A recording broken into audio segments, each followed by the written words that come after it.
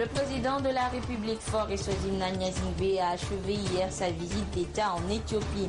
Depuis le début de cette semaine, le chef de l'État, accompagné d'une délégation, a rencontré les autorités éthiopiennes avec lesquelles il a ouvert un nouveau chapitre de la coopération entre Addis Abeba et Lomé. Il a également été question des préparatifs du sommet sur la sécurité maritime dans les échanges entre le chef de l'État et plusieurs personnalités du pays. À découvrir tout de suite dans ce journal.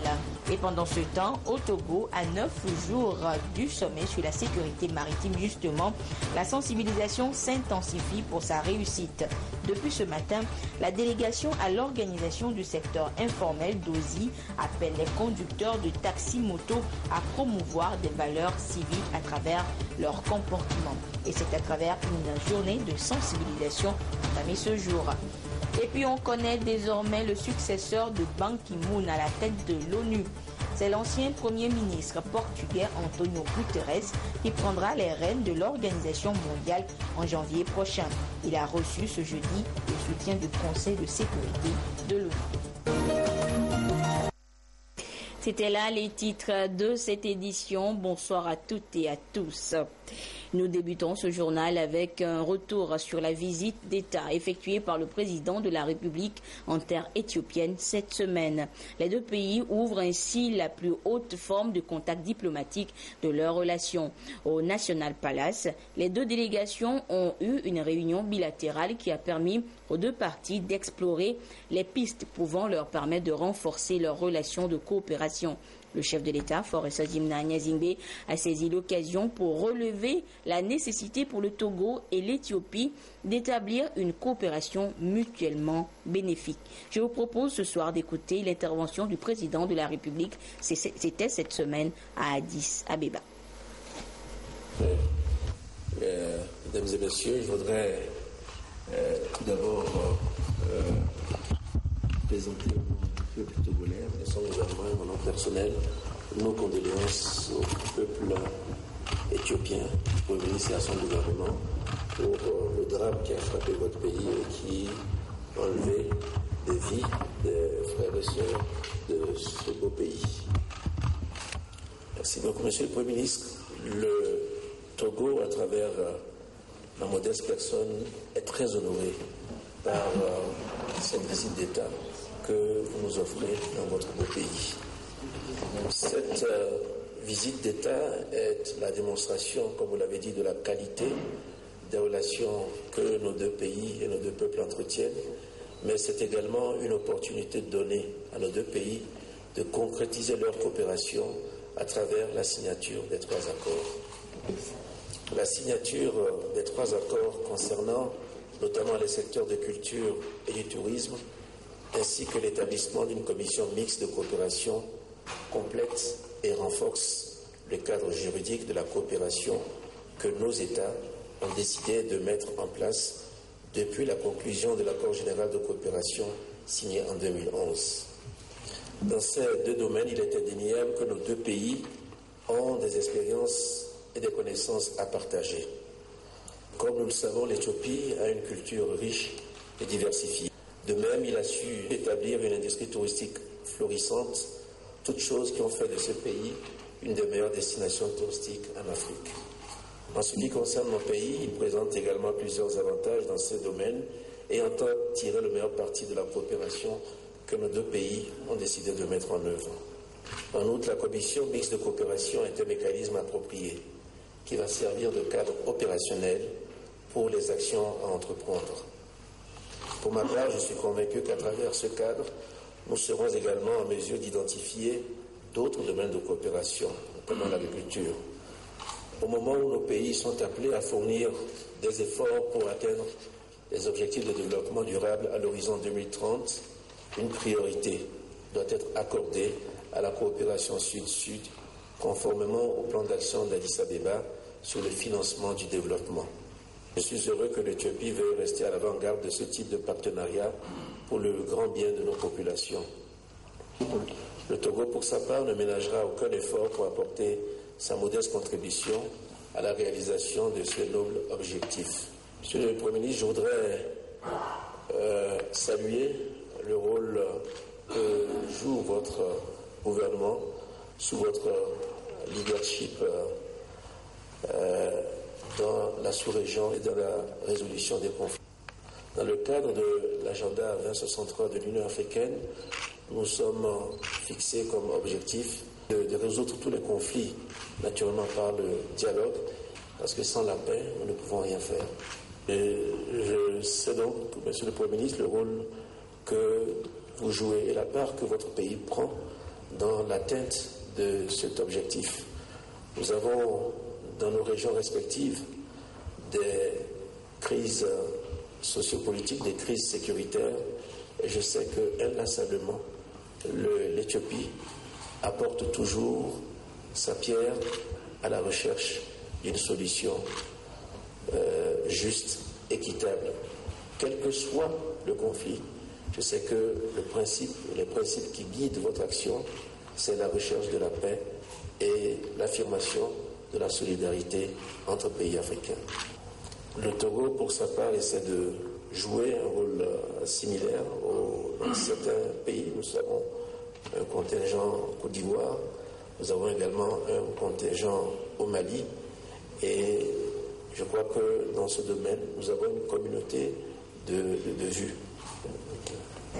En tout cas, merci encore une fois, Monsieur le Premier ministre, pour le temps que vous avez accordé, pour la qualité et la richesse des discussions que nous avons eues. Et je crois que d'ores et déjà, j'ai le sentiment que cette visite est déjà un succès. Merci. Et le président de la République l'a évoqué pour matérialiser cette nouvelle ère de la coopération entre les deux pays. 3 accords ont été signés. Le premier sur la coopération culturelle, le deuxième sur le tourisme et le dernier est un mémorandum d'entente portant création d'une commission mixte entre les deux pays. Le compte rendu avec Joseph Amégan. Cette session élargie aux 2 délégations a permis d'examiner la coopération entre le Togo et l'Éthiopie. Le président Faure Gnassingbé et le premier ministre éthiopien Haïlé Mariam Desalegn ont rappelé la pertinence de l'accord cadre de coopération signé entre les deux pays en 2011 et qui fait référence à leur coopération dans le domaine politique, économique, scientifique, culturel, technique et éducationnel. Le chef de l'État togolais et le premier ministre éthiopien ont souhaité que soient engagées des discussions appropriées entre les deux pays en vue de la mise en œuvre des accords signés et de la conclusion de nouveaux accords en relation avec les objectifs de développement durable, la mise en œuvre de l'agenda 2063 et du plan d'action d'Addis Abeba sur le financement du développement. Cette réunion bilatérale a permis en outre de relever la nécessité du renforcement de la coopération entre les secteurs privés des deux pays. Sur le plan des défis en Afrique, le président de la République a salué le rôle de pionnier que joue l'Éthiopie pour baliser la voie à l'intégration africaine. La rencontre bilatérale entre la République togolaise et la République fédérale démocratique d'Éthiopie a été marquée par la signature de 3 accords. Le premier accord portant sur la coopération culturelle et qui est donc appelé à réglementer les modalités à travers lesquelles les parties encouragent la promotion de leur coopération mutuellement bénéfique dans le domaine de la culture. Le second accord a trait à tout ce qui concourt à l'émergence d'une coopération touristique entre les deux pays.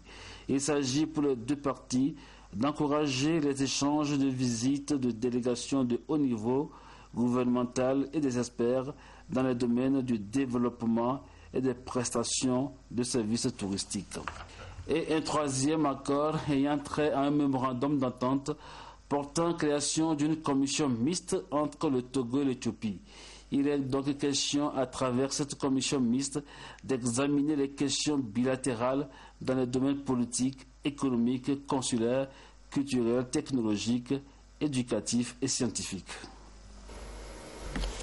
Et à l'issue de toutes ces activités, un communiqué final a sanctionné cette visite d'État du président de la République en terre éthiopienne. Les grandes lignes de ce communiqué, toujours avec Joseph Amégan.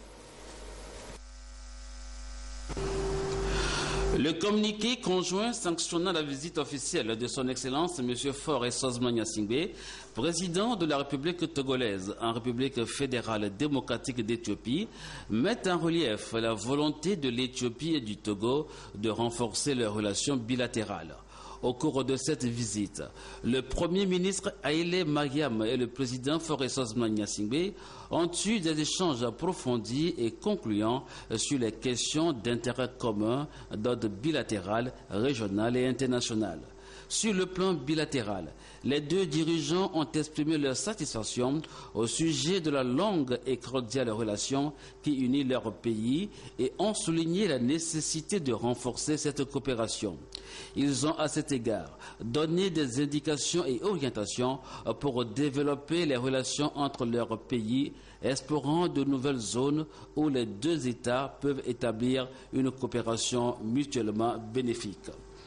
Les deux parties ont échangé des vues sur des questions politiques et de sécurité régionale actuelles dans les différentes régions africaines. À cet égard, elles ont convenu que tous les problèmes doivent être résolus par des moyens pacifiques. Les deux dirigeants ont réitéré leur soutien aux efforts déployés par l'Union africaine dans la quête de solutions politiques aux crises et aux conflits en Afrique.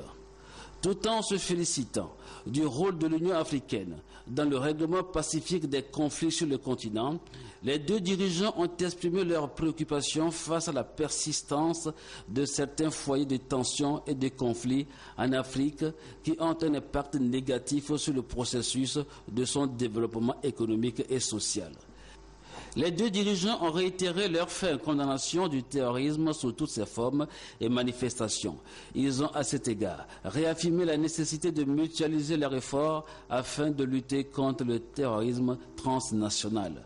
Les deux dirigeants ont convenu d'œuvrer davantage dans divers forats régionaux et internationaux pour défendre et renforcer la stabilité régionale afin de prévenir et de contenir les conflits armés, de combattre le terrorisme et de promouvoir la culture de la tolérance et de la coexistence pacifique.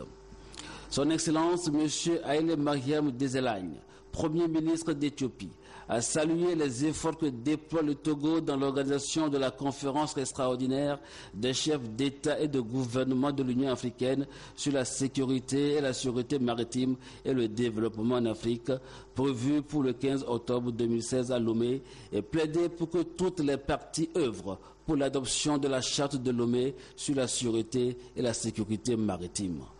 Pour sa part, son Excellence M. Faure Esozma Gnassingbé, président de la République togolaise, a réitéré le soutien de son pays à la candidature approuvée de Dr Tedros Adhanom par l'Union africaine pour le poste de directeur général de l'OMS.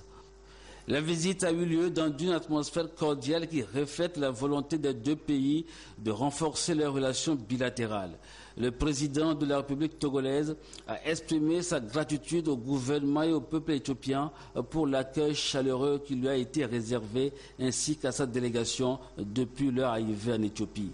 Le président Faure Esozma Gnassingbé a invité le Premier ministre Haïlé Mariam Desalegn à effectuer une visite au Togo à une date qui sera convenue d'un commun accord. Cette invitation a été acceptée par le Premier ministre éthiopien.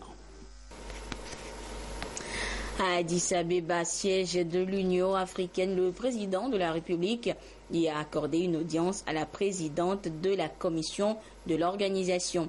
Une rencontre qui n'a pas été fortuite. Le chef de l'État et Mme Nkosazana Dlamini Zuma ont évoqué les préparatifs du prochain sommet sur la sécurité maritime.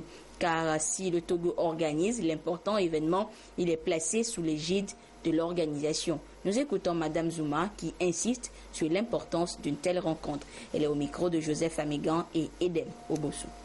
Discussion was really about the coming summit.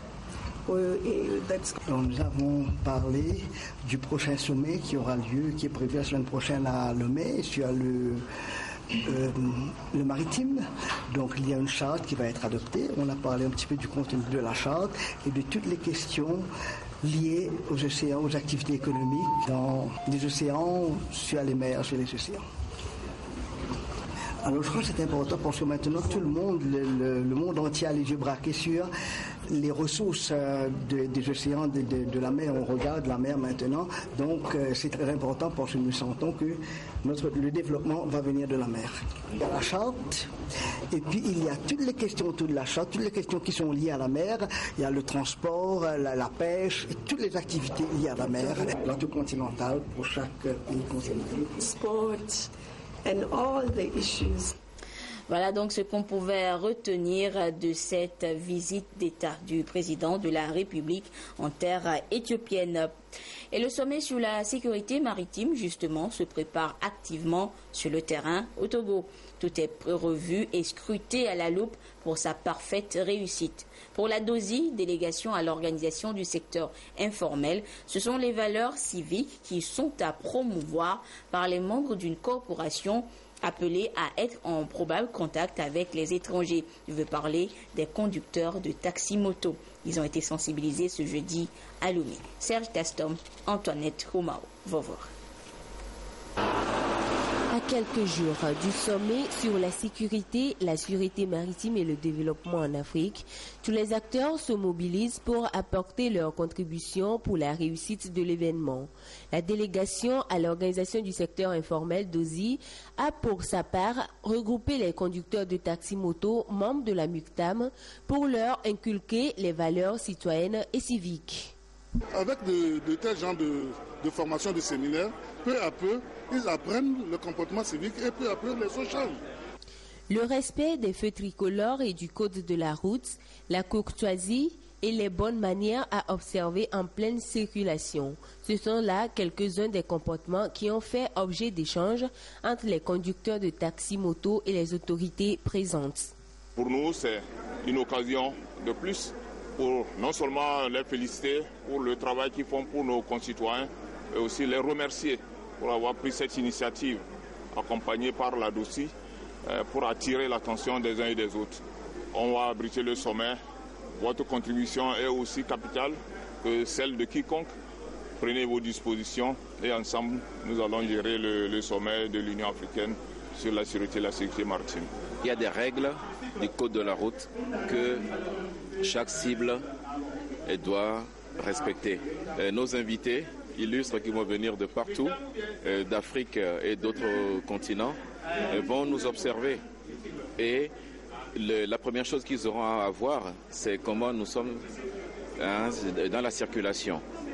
Donc nous exhortons chacun à la courtoisie, à un respect scrupuleux.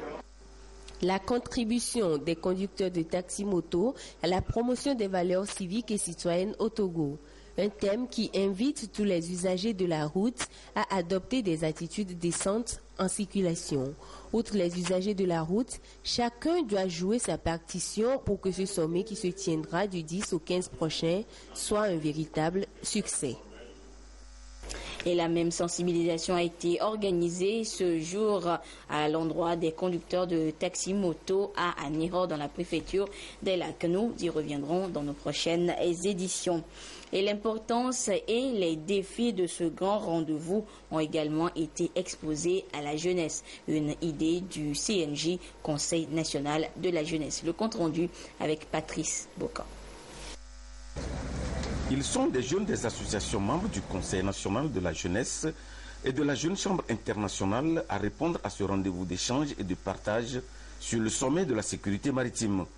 Il s'agit pour le CNJ de communiquer sur les enjeux et importances de la mer dans le développement socio-économique du pays. Nous avons voulu faire découvrir aux jeunes le port autonome de Lomé, ses activités, mais également les amener à partir des modules des communications qui seront débattus par les différentes institutions impliquées dans l'organisation du sommet, de les associer à ce grand rendez-vous et de les lier au développement pour qu'ils puissent cerner ce développement et jouer leur partition.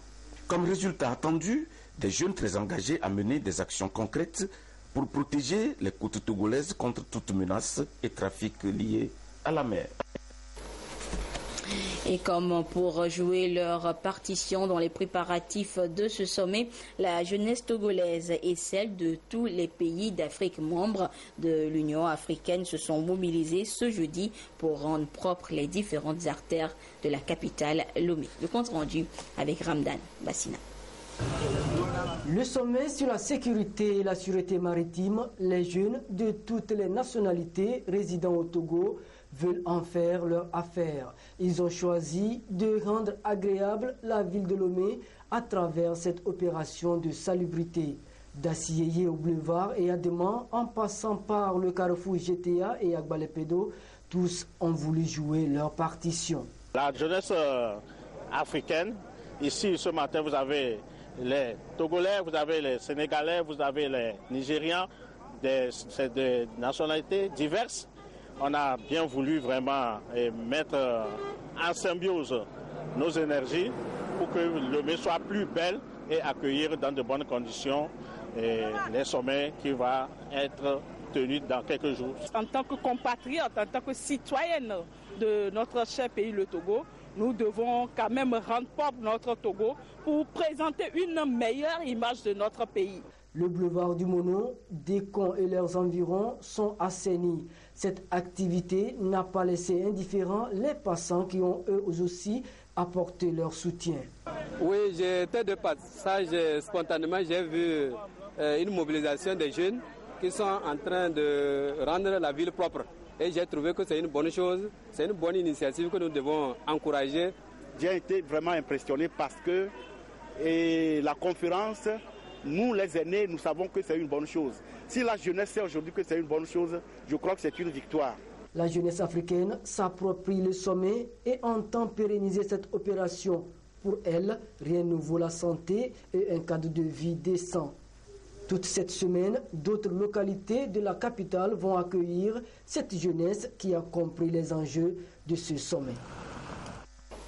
Et le Conseil national du patronat du Togo invite tous les opérateurs économiques à se mobiliser pour soutenir et participer activement à ce sommet extraordinaire sur la sécurité maritime. Le CNP Togo compte sur l'ensemble du secteur privé pour la réussite de cet important événement. Et c'est justement pour une meilleure réussite de ce sommet que la rentrée scolaire 2016-2017 au Togo a été repoussée au 17 octobre prochain. Mais déjà l'heure est aux préparatifs du côté des ministères des enseignements primaires et secondaires et celui de l'enseignement technique. Une réunion préparatoire de cette rentrée scolaire se tient dans ce sens depuis ce matin à l'INFA de Tové du côté de Palimé. La rencontre vise à analyser les résultats de l'année écoulée et planifier les activités de la nouvelle année scolaire et échanger autour des mesures prises pour améliorer les conditions de travail des enseignants togolais. Le compte rendu avec Tcha Senam Baga. L'enjeu principal de cette rencontre de Tové est de parvenir à un contrat social qui engage tous les acteurs du monde éducatif pour une année scolaire apaisée. Il s'agit d'un accord sous forme de relevé de conclusion qui prend en compte le paiement des primes de rentrée et de bibliothèque, mais également toutes les mesures prises par le gouvernement pour améliorer les conditions de travail des enseignants. Le gouvernement fera tout ce qui est en son pouvoir pour assurer une année scolaire apaisée, pour la simple raison que le secteur de l'éducation est un secteur prioritaire dans les choix gouvernementaux. L'éducation, c'est le socle du développement.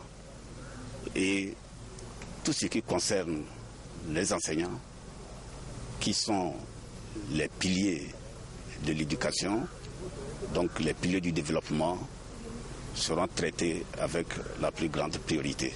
Les assises abordent également les défis liés au système éducatif à la lumière de l'analyse comparée des résultats des années précédentes. Pour l'enseignement général, le taux de réussite au bac 2 est de 40,65% en 2016 contre 47,21% en 2015, soit une baisse de 6,56%. Au niveau de l'enseignement technique, ce taux est de 67,78% au bac 2 en 2016 contre 66,75% en 2015, soit une augmentation de 1,05%. L'autre volet des travaux est consacré aux activités pédagogiques, notamment le découpage de l'année scolaire 2016-2017 et le calendrier des différents examens. Dans le reste de l'actualité, sachez que c'est un Portugais qui prendra prochainement les rênes de l'Organisation des Nations Unies. L'ancien Premier ministre portugais António Guterres a reçu ce jeudi le soutien du Conseil de sécurité de l'ONU. Ban Ki-moon considère son successeur comme un excellent choix. Le portrait du futur secrétaire général de l'ONU dans ce sujet. Guterres est portugais et francophone. Ce jour-là, aux côtés du ministre français de l'Intérieur, il évoque une des plus graves crises de l'Europe depuis la Seconde Guerre mondiale, celle des migrants. C'est évident que l'Europe a la dimension et la capacité de répondre à ce défi, pourvu qu'elle soit unie et qu'elle assume conjointement cette responsabilité. Il achève alors son deuxième mandat à la tête du Haut Commissariat aux réfugiés, un défenseur des droits de l'homme qui met plus de moyens au service de l'urgence à l'international et qui n'hésite pas à s'asseoir par terre aux côtés de ses interlocuteurs. Ingénieur de formation, il est devenu député et frappe par son aisance verbale. On le surnomme marteau-piqueur parlant. Socialiste, catholique, anti-avortement et pro-européen, il est Premier ministre en 1995 et par 2 fois jusqu'en 2001. Sa carrière internationale prend alors son envol. Son image est celle d'un homme politique ouvert, affable. Lui se définit comme un homme d'action. Il aime ce qui l'oblige à intervenir en permanence. C'est ce qu'il attend en tant que secrétaire général de l'ONU. Un poste impossible de la vie de tous ceux qui l'ont occupé. Il devra user de tout son entre-gens de diplomate, jongler entre des intérêts très souvent divergents. La Syrie en est l'exemple le plus flagrant. Guterres assure allier Washington, Pékin et la Russie à sa candidature. Exit une présidente d'Europe de l'Est pourtant attendue. Il ne lui reste plus qu'à redonner du sens à l'Organisation des Nations Unies. Et nous sommes maintenant sur ce plateau avec notre ami des jeudis pour la traditionnelle page des sports, Claude Ama, bonsoir.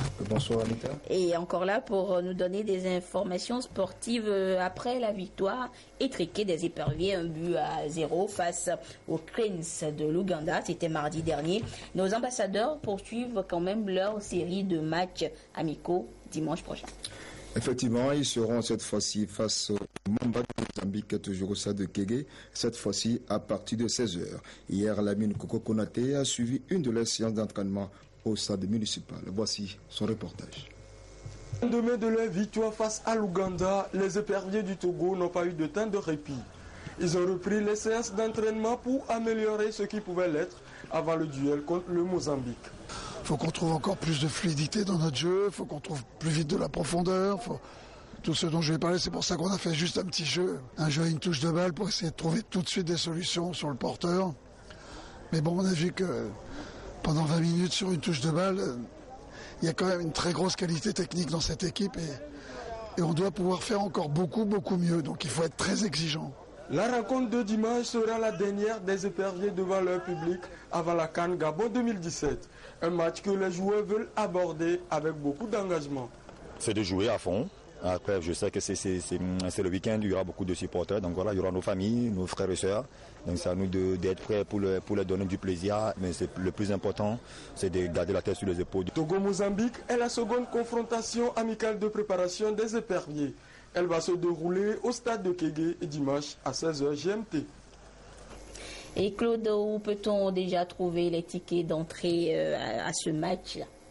Alors, par rapport au ticket d'entrée, la Fédération togolaise de football porte à la connaissance du public sportif qu'afin d'éviter des scènes de bousculade à l'entrée du stade de Kégué lors du match amical Togo contre Mozambique du dimanche 9 octobre 2016, les vendeurs de tickets ne seront pas autorisés à opérer dans les périmètres immédiats du stade. Les billets d'entrée sont disponibles dès ce vendredi 7 octobre 2016 au point de vente suivant. Siège de la FTF, TLS, Sport FM, Nopé Gali VIP à côté de Canal+, station Shell Kodivia Kopé, station Total Tochi, MRS GTA, stade de Kégué, stade municipal de Lomé, côté douane et côté 2 février. Supermarché La Concorde, station Total à Didogomé.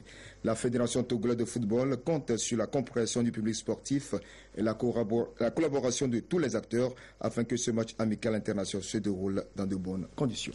D'accord Claude, et après le football, place maintenant au hockey avec la 2e édition du championnat national qui a démarré ce matin même au stade municipal de Lomé. 11 équipes, dont 4 centres de développement de hockey installés dans notre capitale, y prennent part. À l'ouverture, Young Star et Faucon se sont bien comportés, comme l'a constaté Champion Teba. Pour la deuxième fois depuis son introduction au Togo en 2008, le hockey est un championnat national. Compétition qui rassemble 11 équipes en hommes et dames, dont 4 centres de développement. À l'ouverture, les Faucons et Young Stars se sont bien signalés chez les hommes. Faucon a battu lors de sa première sortie Rangers sur le score de 4-2. Et Young Star a maté Boys Winners 4-1. Ce, sous l'œil avisé du directeur technique national qui a déjà une idée du devenir des talents. La fédération a jeu bon de faire le hockey indoor pour premièrement montrer un jeu attrayant et secondo prouver aux jeunes que le hockey se fait aussi sur ce genre de terrain. Il va falloir qu'on monte une équipe nationale. C'est à l'issue de ce championnat que nous allons essayer de monter, dégager des joueurs pour pouvoir aussi avoir une équipe nationale compétitive. Le Togo doit sortir. Il fallait faire premièrement l'éliminatoire aux Jeux africains et de la jeunesse. Et il y a aussi le tournoi au nom de feu à Tamis qui doit se passer à Accra. Et il y a le Nigeria qui nous invite à participer à un tournoi chez eux. Du côté des dames, Rangers a disposé des Faucons 4-2 et Alpha Omega a fait match nul 3 buts partout face à Rangers. Demain après-midi seront jouées les finales. Oui, Anita, point final à 7 pas de sport. Samedi, nous serons au rendez-vous de sport et détente. Et nous nous retrouverons jeudi prochain à coup sûr. Comme d'habitude. Merci beaucoup. Et avant de terminer cette édition, ce communiqué du ministre en charge de l'enseignement supérieur. Le ministre informe les parents d'élèves et les étudiants que l'agrément d'ouverture est définitivement retiré à l'Académie de leadership et de management en Afrique, ALMA, située à Kara, en face de l'immeuble Tagba. En effet, le promoteur de cet établissement se livre à des pratiques illicites graves qui sont une flagrante violation des dispositions réglementaires contenues dans le cahier de charges relatif à la création, l'ouverture, l'habilitation et l'agrément des établissements privés d'enseignement supérieur au Togo. Par ailleurs, le ministre informe qu'il a enjoint le promoteur du dit établissement de cesser immédiatement les activités académiques sur toute l'étendue du territoire national. Sachant pouvoir compter sur la collaboration de tous, le ministre a pris les fondateurs et directeurs des établissements privés d'enseignement supérieur de bien vouloir respecter scrupuleusement les exigences du cahier de charges. Il les remercie d'avance pour toute l'attention dont ils feront preuve vis-à-vis du présent communiqué. Et voilà, ainsi se referme cette édition. Merci à vous qui l'avez suivi un peu partout grâce à la télévision togolaise. Retrouvez Edem Susukpo à 22h30 pour la dernière édition du jour.